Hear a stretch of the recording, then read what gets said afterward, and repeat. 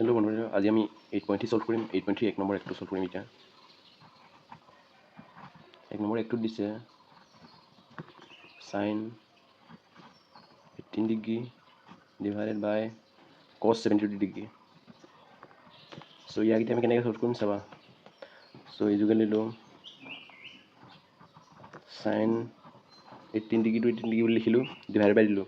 এতিয়া এইটো cos আছে, cos লিখিলা।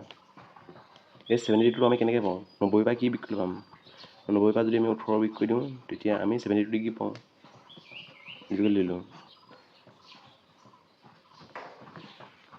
sin 18 degree.